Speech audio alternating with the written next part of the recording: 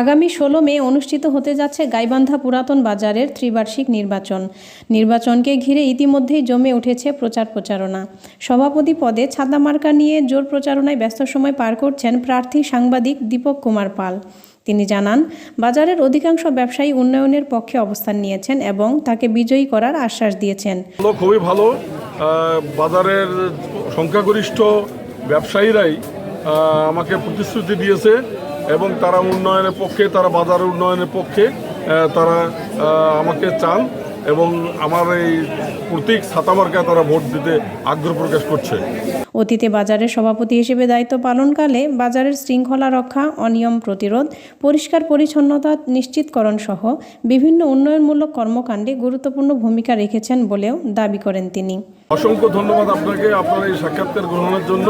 আমি যে সময় নির্বাচিত সভাপতি ছিলাম সেই সময় তৎকালীন ভূমি প্রতিমন্ত্রী মহোদয়কে এই বাজারে আমি এনেছিলাম।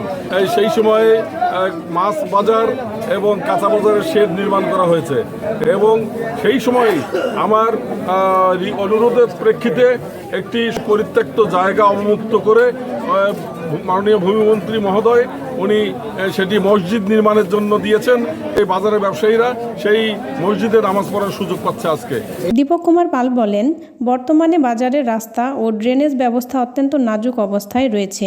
ব্যবসায়ীদের ভোটে নির্বাচিত হলে স্থানীয় সরকার প্রশাসনের সহযোগিতায় বাজারের সার্বিক উন্নয়নে কাজ করবেন।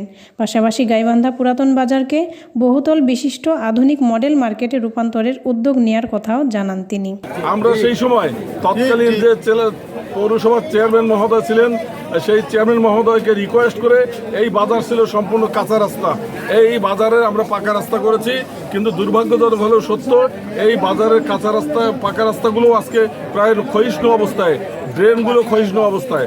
আমি আশাবাদী যে আমি যদি নির্বাচিত হতে পারি এবং বাজারের ব্যবসায়ীরা স্বতঃস্ফূর্তভাবে আমাকে ভোট দিয়ে যদি নির্বাচিত করেন, তাহলে আমি বাজারের ব্যবসায়ীদেরকে নিয়ে পৌর কর্তৃপক্ষকে এবং স্থানীয় সরকার প্রশাসনের কাছে আমি দাবি করব এই বাজারের রাস্তার জন্য আরও প্রশস্ত এবং সুন্দর হয় এবং সকল ব্যবসায়ীদের কর্মসংস্থানের জন্য এই বাজারটি যেন বহুতল বিশিষ্ট বাজার নির্মিত হয়, সেভাবে আমি উদ্যোগ গ্রহণ করব। এছাড়া বাজারকে ছিনতাইকারী ও পকেটমার মুক্ত নিরাপদ ব্যবসা কেন্দ্র হিসেবে গড়ে তুলতে ব্যবসায়ীদের কাছে ছাতা মার্কায় ভোট প্রার্থনা করেন সভাপতি পদপ্রার্থী দীপক কুমার পাল। এই বিষয়টি আমার নির্বাচনী ইশতেহারের একটি অন্যতম বিষয়।